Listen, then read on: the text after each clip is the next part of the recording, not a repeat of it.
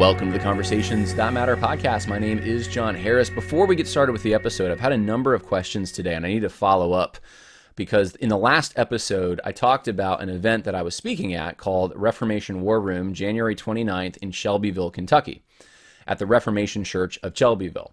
And there's going to be steak. You get a copy of my book. You get to be part of 3 sessions and ask me whatever question you want, and we're just going to have a good time talking about this issue. And it's men with men. It's men who love Jesus together. I mean, how can you beat that, right? So I encourage people to come out. But the problem is I didn't have a sign-up link for it. And there is a sign-up link for it. And so people have been asking me this today. And you can go to the info section or the show notes if you're listening, and you can click on the link there, and it'll take you right to the sign-up section if you want to come out to this particular event. I would love to see you if you can make it. So wanted to say that up front before we get into the rest of it. We're going to talk today a little bit about Grove City College.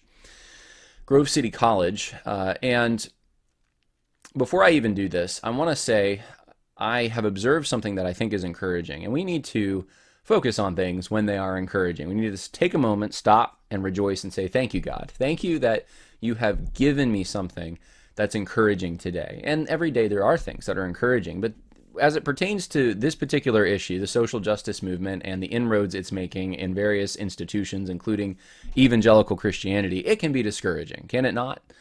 We can think sometimes that there's just hardly any men left. I've thought that. I've thought, where are the men? Where, even the ones that say sometimes that, you know, and complain about other men not being men, sometimes they show incredible weakness. And it can really just be, it can get discouraging. And you wonder, do we have anyone that it has not bowed the knee to Baal in the upper echelons of evangelicalism and the elite circles? And there may be a few here or there. There's not many. And I think the more and more you study this issue and get into it, that ignorance is bliss, right? So knowing more, sometimes you can see how bad the cancer is, and it just is really discouraging.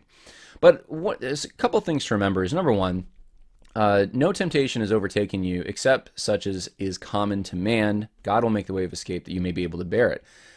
All temptations are common. This is a common problem. And if anything has been reinforced in my mind over the last few years, it's that men are weak.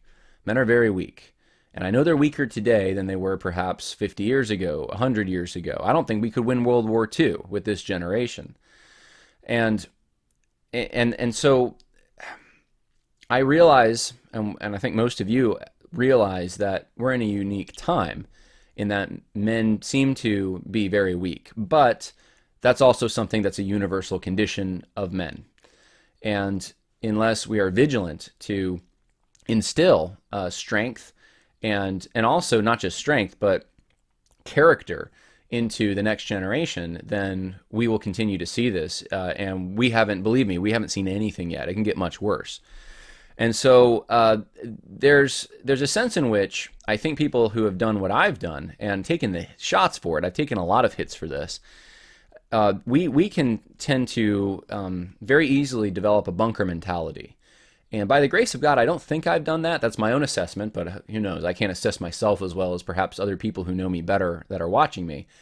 You can get cynical. You can start thinking I'm the only one. And that's not the case. That's not true. I know that's not true. But I've seen others who have gone that direction, who have tried to do similar things to what I'm doing, and they've gone to such an extent that it's just very unhealthy, and it's really taken a toll on them. Even physically, it's just taken a toll. And really, I think the part of the reason for that is you get really marginalized really quickly when you start to go this direction. I have 2 master's degrees from evangelical institutions. I'm the kind of person that normally would probably be climbing the ranks somewhere if I was going to work at an evangelical institution. But that's pretty much impossible at this point because of what I've done to say things against the Southern Baptist Convention, against the seminary I went to, but individuals who have compromised in these organizations and now other organizations like Cru. And it's a lonely road in some ways. There's not a lot of people that do this. And the people who do this tend to want to be kind of, some of them can develop relationships with each other because there's a unique challenges they face that they can relate to with one another in. And so it's important we encourage one another. One of the encouraging things, though, and this is the positive silver lining here, is that even a year ago, you would, if you were going to look at an organization to see, hey, did they compromise on social justice within Christianity? You would have had to go to some kind of a what would be considered in the elite circles a discernment blog, and that's a pejorative in their minds. I don't know why. I really don't quite understand why that became a pejorative, discernment blog, when discernment's such a good thing. But that became a pejorative somewhere along the line, and you wouldn't find the information you were looking for about a particular university or institution, whatever it may be, unless you went to one of these blogs that was kind of off the beaten trail in a way. Sometimes even a lot of people might read some of those blogs, but it was never given any kind of acceptance in intellectual circles. And it was, honestly, a lot of the people who run some of these blogs, they're not the kind of people that probably would be trying to climb the ranks of an institution as much. They tend to be more common people. And they're doing the work that other people that should be doing it, elites who should be doing it, refuse to do. And that's why it's happening. And that's why I really don't like when I hear a lot of criticism for discernment blogs, even from people who agree with me theologically on ecclesiology, on the doctrine of the church. And really, there's a whole group of people that think anything outside the local church is very bad, and I tend to think that the local church is the organization that God died for. Well, the church as a whole, but the local church is where God is building His kingdom, and that's where you have accountability with elders, and so there's authority there, and I agree. But oftentimes, the reason that these discernment blogs, if you want to call them that, even existed was because they were trying to fulfill a need that wasn't being met. People had legitimate questions, and their pastors were not answering them. Their pastors oftentimes were not even looking at any of the things that their people would be rubbing shoulders with and being influenced by on a daily basis.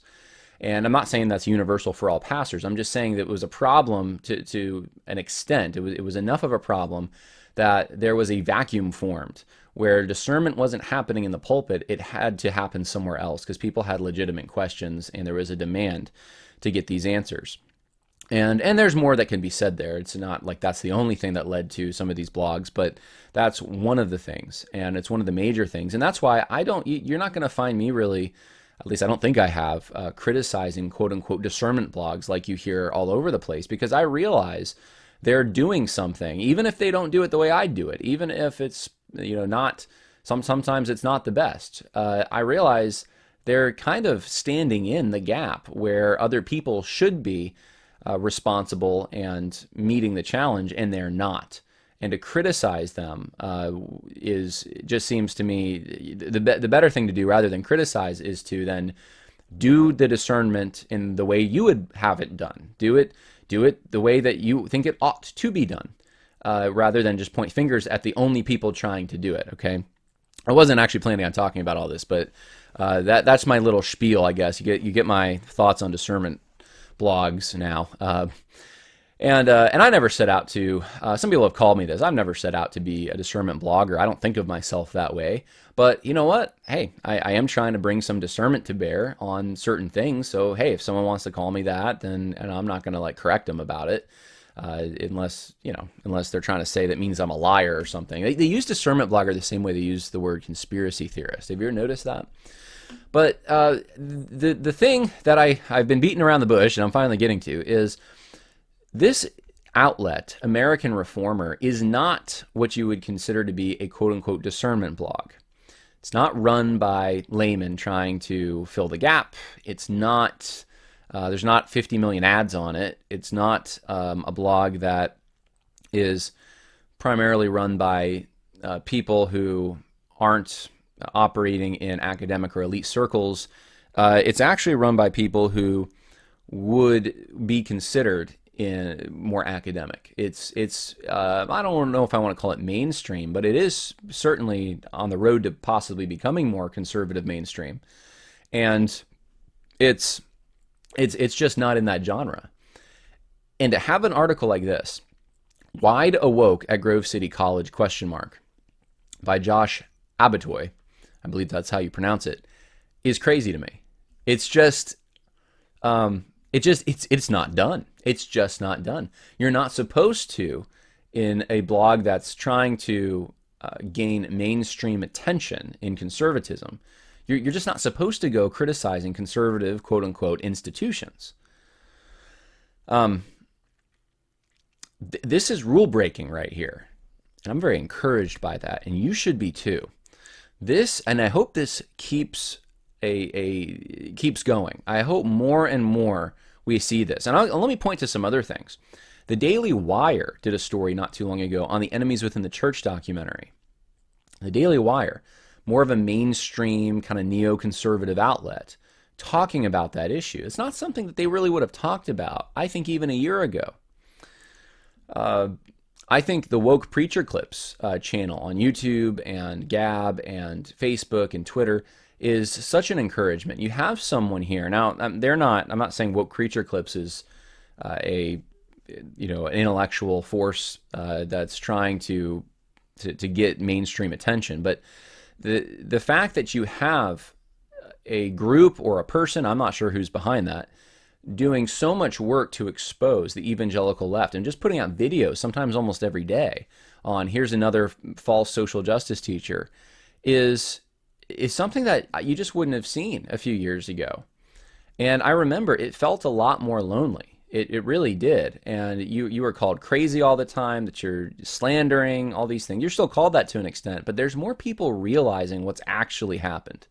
I've seen it on the ground level, and I'm seeing it now in other institutions that they're finding it to their advantage or important enough to talk about what's actually happening. The elephant in the room is being addressed. So I want to talk about this article. Let's read it together, at least some of it, and we'll go through it and just and comment on it, because Grove City College is it's supposed to be a conservative college. As I recall, it's a college that does not take federal funds, and that was one of the things that they were supposed to use as a mechanism by which they would hedge against the liberal bias that most universities tend to go toward. They were going to hedge against it by not taking federal funds. But it doesn't seem to have worked as well as perhaps we would have all hoped, and those who formed it would have hoped. And this is not research I've done. This has been done by someone else. And that's, I think, what I find encouraging, is that there's starting to be a few people that are doing this kind of research. So let's read through this, because I think this is very well written. Trouble brewing within a conservative citadel. Sad to say, but American higher education is littered with once venerable Christian colleges and universities that have succumbed to the spirit of the age. Recent examples include Azusa Pacific University, Calvin University, and Wheaton College. In different ways, each has fallen prey to aspects of critical race theory as well as gender and queer theory. Now, can you imagine any mainstream conservative publication starting with this? Really just calling shots, saying, you know what, Azusa, Calvin, Wheaton, you guys have fallen. That's bold. That's bold. And it should be obvious. Everyone should be saying this kind of stuff. But it's rare, unfortunately, because men are weak. Again, men are weak. There's a little bit of strength. There's a hint of strength in this, on this website, in this article. And so I would just recommend, maybe keep an eye on American Reformer. The fact that they're going to say, yep, there's an elephant in the room. If any school were immune to this trend, one would think it would be Grove City, an institution not only grounded in biblical orthodoxy and conservative intellectual tradition, but also they vigorously have defended their identity and mission, and yet the smoke coming out of the college compels us to ask if a fire has been kindled. The backdrop. In the 1980s, Grove City College famously stood up to overreach by the federal government, taking its case all the way to the Supreme Court. On principle, Grove City has foregone all federal financial support, a move that preserves its institutional independence. In their campus viewbook, it highlights the distinctions of the college, a traditional humanities core curriculum that students engage with. Residential liberal arts program, chapel. They have preaching of the gospel there, Gothic architecture, beauty, truth, goodness. So a lot of things that conservatives would really value.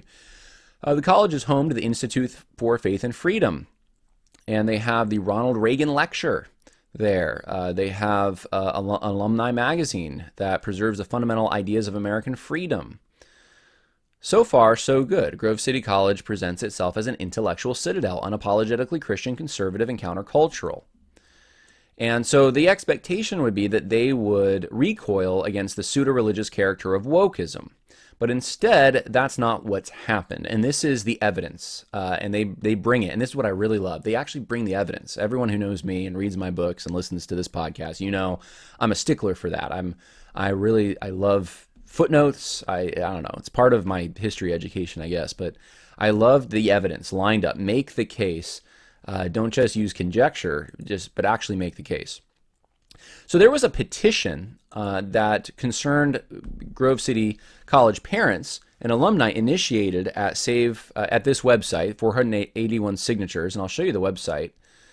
This is the website, and there's a letter here on November 10th saying how concerned they are, the parents, that critical race theory, it says, is essentially being promoted there. And they highlight the problems with critical race theory. And it's actually very well written. This could be a template, by the way, for parents who want to do this kind of thing at other colleges. They weren't the first to do this, by the way. Liberty University had this very same thing done. I think 1,600 people signed that petition, and it was concerned parents. I know because I was involved in that whole issue.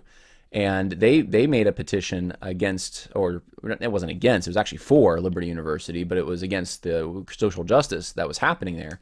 And it did gain some responses from the university. Now, sadly, in my mind, I think the gains that were made because of that, and there were gains made, especially gains behind the scenes, sadly, I don't know that those gains were, I don't know that those were long-term gains. And so that is something that saddens me to some extent. And I think Liberty University is just on that precipice, and it's starting to go in the wrong direction in some ways. But there's still very much a fight going on there, and parents getting involved, that's one of the only things, honestly, especially these universities, that conservatives have as a bargaining chip. They have the parents that are paying the money for their students to go. And you're not going to find it in the elite circles. You're not going to find the resistance there. There's weakness there, especially. The higher you get, the more of a sacrifice you have to make by rattling the cage. And people who are at these institutions do not want to rattle the cage. There's a weakness there. There's a fear there. And you're not going to see the opposition, many of the people who want to see it, that you'd like to see. And I know this, people who get more involved in this at whatever institution, and they start thinking, wait a minute, that person, that's a solid person, and then they see them back down or not say anything, and they get disappointed. You have to realize that once you get to these levels, everything's about relationships. It's all about, you're always calculating. And this is true, by the way. I know some of you don't live in this world. You just have to take my word for it. The relationships become the way in which you get ahead, the way in which you jump from a sinking ship to a floating ship. If things go bad, you have a connection. Your insurance is your relationships. And your social credit score, which is not something that's come to the United States in the way it is in China, communist China, it very much exists in these elite circles in an unspoken way. Everyone has a social credit score. And your relationships some of them are really who you are and the kind of power you have. And climbing that ladder requires a lot of people liking you. And so if you rattle the cage, you jeopardize all that.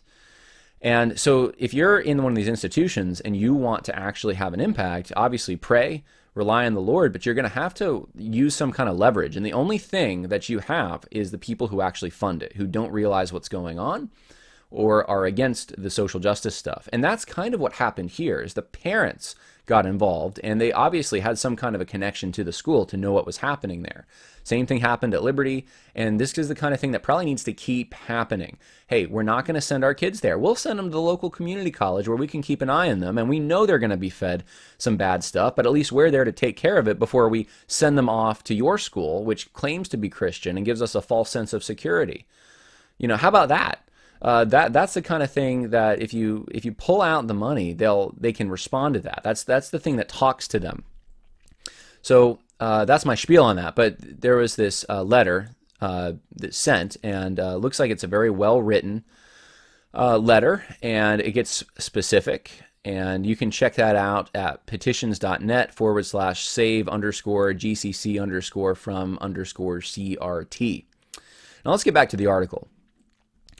The specific allegations of the petition can roughly be distilled to the following: that a couple of recent chapel speakers, including, crucially, Grove City College's chaplain, Dr. Donald Opitz, had promulgated critical race theory from the pulpit. We have Grove City College's training for residents, RAs, included a segment by Justin Jose, a member of Grove City College's newly established Diversity Council. You ever hear those words, diversity, equity, inclusion? You should have a little red flag go up. That's usually where this stuff is the most prominent and where you're going to find it. The Director of Office Multicultural Education and Initiatives, in which Mr. Jose instructed RAs on the concepts of interracism, white privilege, and white guilt. So this is the implicit bias training. They got to go through that. Mr. Jose has been observed wearing an LGBT rainbow mask. That's interesting. Education classes requiring students to read Kendi, Ibram X. Kendi's book, How to Be an Anti-Racist. So that's critical race theory. And that Grove City College Diversity Council sponsored a number of reading groups, including Reading While Black. I just did a review of that by Isa McCulley. Terrible book. Also has false teaching in it. That the Education Department requested the applicants to provide preferred pronouns. Interesting. And that Grove City College's Academic Resource Center requested applicants to provide preferred pronouns. Now, some of these things apparently are undergoing some sort of review, and there's Grove City College is changing somewhat some of what they're doing because of this, apparently. Now, here's McNulty's response, the president of the college. He issued a limp response to the critical race theory petition on November 19th. The response reads as a defensive approach that should give little comfort to the concerned stakeholders who expect to hear bold thought leadership from the president of this bastion of intellectual conservatism. Now, let's look at this, because here it is, a response to the critical race theory petition. So they're forcing the hand of the university. The university has to respond now because enough parents made a stink about it. And this should be a lesson to everyone. You don't just get upset and do nothing with it. Think about practical things you can do. You can write letters to the editor. You can start petitions. You can email some of the people who are compromising and encourage them to get a backbone. There's lots of things you can do. And I encourage you to, even if it's a little bit, do a little bit. And you can give to organizations and people give to me. I'm really thankful for it. This is not something that I could do to the extent that I have done it without the support of individuals out there who donate to what I'm doing so that I can get the word out there. And so do something is all I'm saying. Do something, even if it's small. So let's see here. So I'm just skimming the response here from President McNulty, and he does what the Southern Baptists do. He talks about their vision, their mission, their value of faithfulness, how great they are, and then gets into details a little bit more here. He says, there is an important difference between engagement on social justice issues and critical theory, a politically charged approach to the criticism of society that has no intellectual home at Grove City College. And this just shows that he doesn't really know what he's talking about fully. And I know that's a strong charge to level, isn't it, John? I mean, he's the president of a university. You're just a little guy with a microphone. Well, yeah, I mean, the thing is, though, I mean, he probably knows much more about me in many areas. But if you study the history of the term social justice, how it became popular, which I do go through in my book, Christianity and Social Justice, Religions and Conflict, you'll know that critical theory is just an ongoing part of it. It's an iteration of social justice.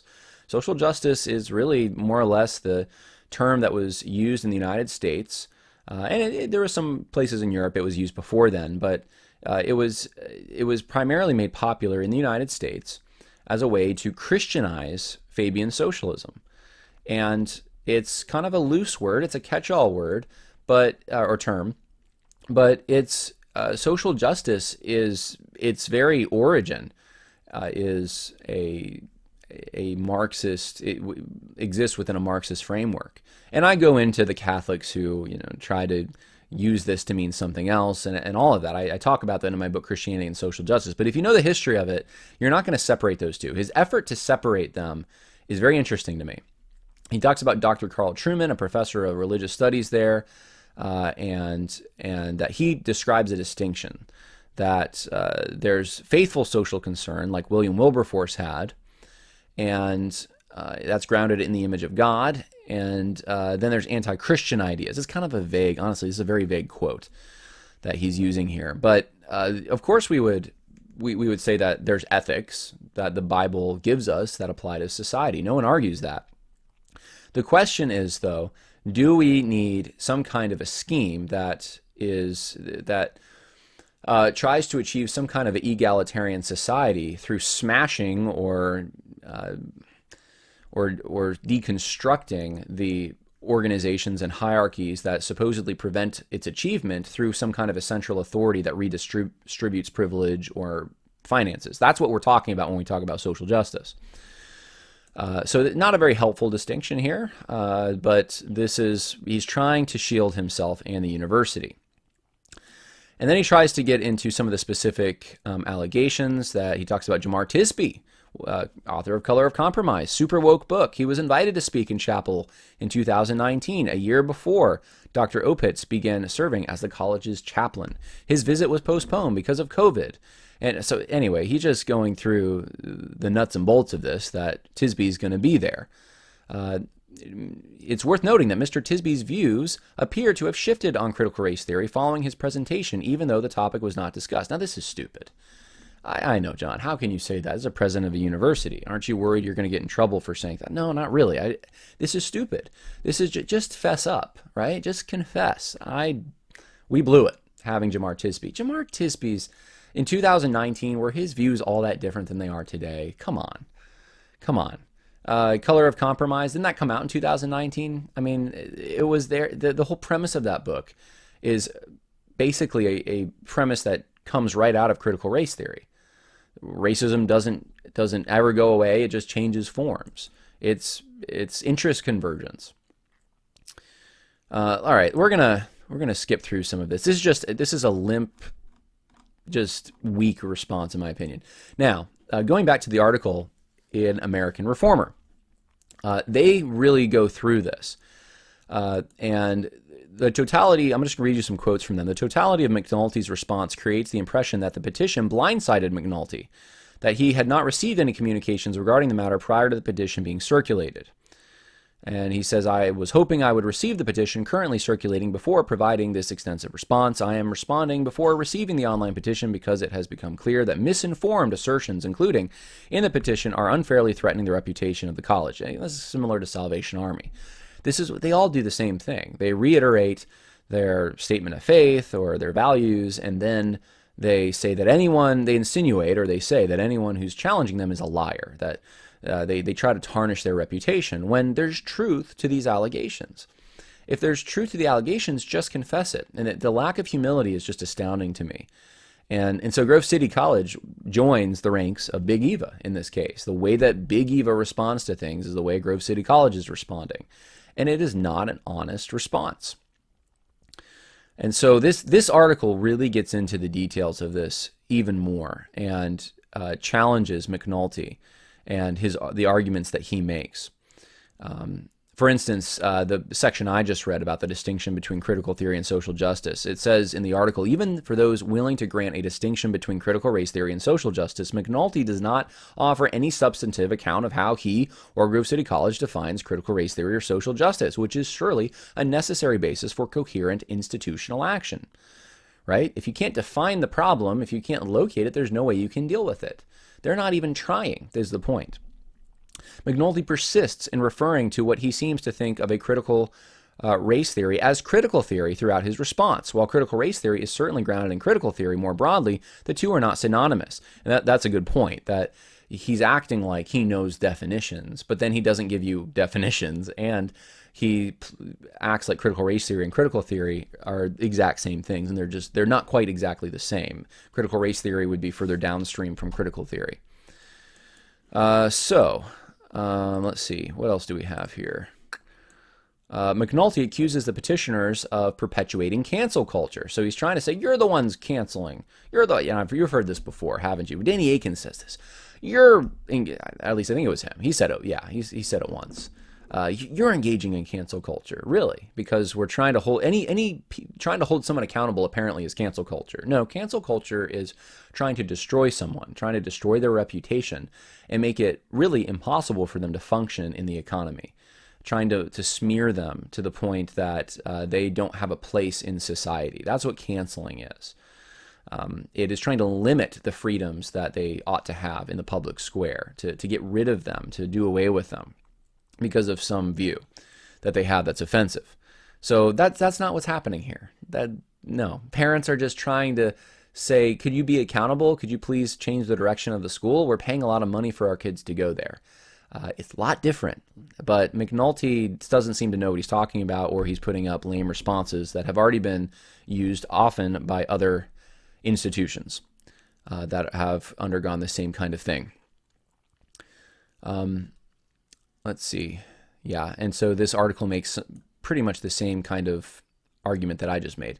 McNulty's response suggests that he either lacks a robust understanding of how both curriculum or co-curriculum, chapel, student life, communicate institutional values, or he assumes that the petitioners will not make basic distinctions between education and indoctrination. For instance, he says, Grove City College's academic mission.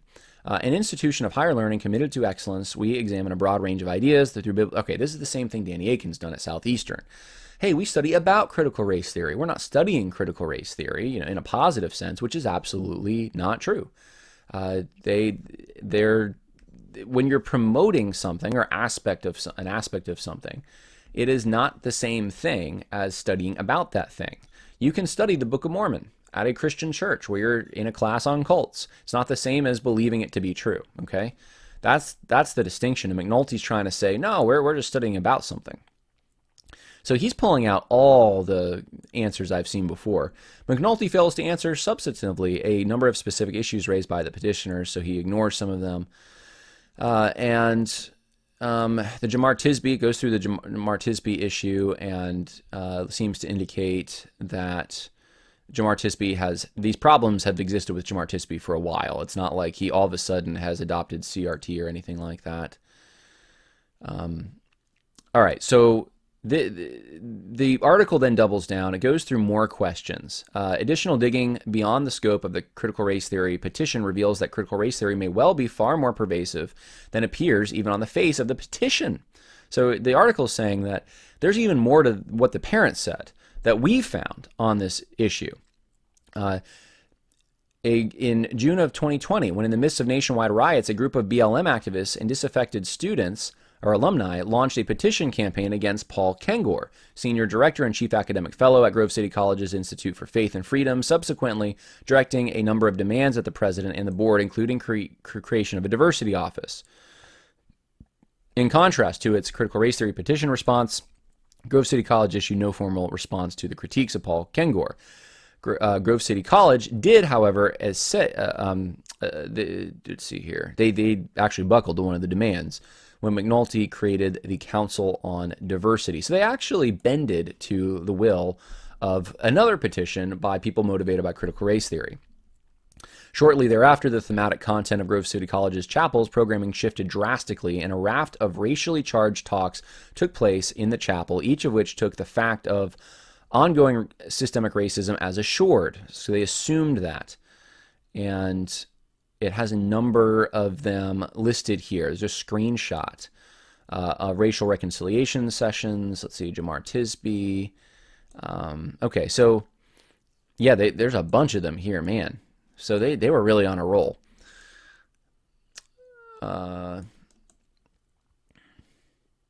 Talks about a panel it looks like they had. There's a screenshot of a poster here on a 2-credit course that seeks to cultivate in its students a multicultural awareness in the field of education and the workplace. Let's see, we will approach contemporary race issues in the United States from a Christian perspective and consider how to become actively anti-racist. All majors are welcome to take this class. There are no prerequisites. And you can see it's a bunch of fists, like the Black Power fist raised. There's 3 fists raised high. Spring 2022, So this is recent, spring 2022, Education 290 course, Cultural Diversity and Advocacy. They're advertising this on campus. So this is terrible. This is terrible to see Grove City College go this direction. It's another one. So what's good though is that you have an outlet like American Reformer calling attention to this. And these people are under pressure. That's why this kind of stuff happens. So I think this is just very helpful to note this. Now, the question that I often get is, John, what college should I send my kids to? And the answer is, I don't know. I mean, it really depends who your children are. Are they strong? Are they able to withstand are they already ready? I mean, I wrote my book really for everyone, but mostly I was thinking of someone who would be just going to college. And these are the ideas you're going to get. Understand how to answer them and know what they are and spot them. So if your kid is going to college, give them Christianity and Social Justice, Religions and Conflict, and maybe you'll even have to make them read it. I don't know. Hopefully not. Hopefully it's interesting enough, and it's short, but that was my intention. If they're prepared, then they can go to a lot of places. There are families, and I know some would disagree with me on this. I think there probably are. Let me give you a hypothetical scenario. Your kid scores really well on the SAT, gets a full ride to Harvard or Yale, an Ivy League. Let's say they maybe even get a diversity scholarship or something. Not saying those are right necessarily, but hey, if they're going to offer it to you, then by all means, right? If you qualify and you have someone that can withstand those things, and that's maybe sometimes hard to tell. Sometimes you think sometimes your child might be stronger than they actually are. But let's say you know that they're strong enough, and they get into these circles where they can really have an influence on influencers, then I would say go for it. There's nothing wrong with that, but know what you're getting into. When it comes to local community colleges, that can be a really good route just because you already know that there's some secular stuff going on there. And again, it depends on the major. I wouldn't taking psychology might not be the best thing, but if you're doing like a math major or something like that, or physics or some kind of a science, you may be able to and there's other majors too. You may be able to get through it, but you're at least there at home, able to talk to the student, able to monitor every semester kind of how they're doing, what kind of effect this is taking. So that's another option. And then there's the third option of sending them away to a good university that you really want, and this is ideal, a university that you want them to learn the truth from, the capital T truth, and not a mixture of truth and lies that they have to try to discern. So if you do that, then I think, from what I know, Appalachian Bible College seems to be a very good option. They've seemed to have taken a stand very early on to hedge against this stuff. So I usually mention them first. They're the only ones I think right now I feel very comfortable as an undergrad institution saying that I can without. I mean, other people have reached out to me and said, "Hey, this one's good," but then I'll look into it and I'm like, I don't know. I mean, maybe your student's experience was good, but it seems to be that they're not taking a hard and fast stance. When it comes to seminaries, which is the other question I often get, there aren't many. There are some smaller ones throughout the Midwest, really, that, and I can't even remember the name of some of them that people have told me are good, but I have no firsthand experience. I know a professor who's out of school in North Carolina that they say that they've taken a really great stance against the social justice movement, and they're going in a good direction, and that's Southern Evangelical Seminary. And they have, I guess in the past, they've had some problems with some of, faculty members converting to Catholicism and these kinds of things. But today, and they have a new president apparently, it's, from what I know, and this is just from someone I trust who works there, that it's going in a really good direction. And yes, you can be reformed and go there. Of course, you don't have to be reformed, but they're taking a stand. I do hear about other institutions every now and then, but it's hard for me to put my name behind anything, and hopefully everyone can understand that. So my encouragement is to do your research. Do your research on whatever college or university it is, and really do a deep dive. Spend an hour or two at least on your computer checking the school out, doing searches on their social media, find out what's going on, and then make a determination. You have to be careful in this day and age. Sometimes you can do online stuff. Your kids can be home. I mean, I did some of that in my early 20s, and they can ask mom and dad questions, right? If they're still having questions about some of the things that they're learning, or their pastor from their home church. So there are things you can do, but there is no perfect place out there. And even if your kids aren't going to be exposed at the university level, as soon as they get a job, they're going to be exposed to all these ideas. So they need to be ready for them anyway. So that would be my advice, is to get them ready for that. But encouraging news, though, that there is an outlet starting to take these cases on more and more. And I hope that Grove City College will make some changes based on this. But that's the show for today. That's the podcast. God bless. Hope that was helpful for you, and more coming later. Bye now.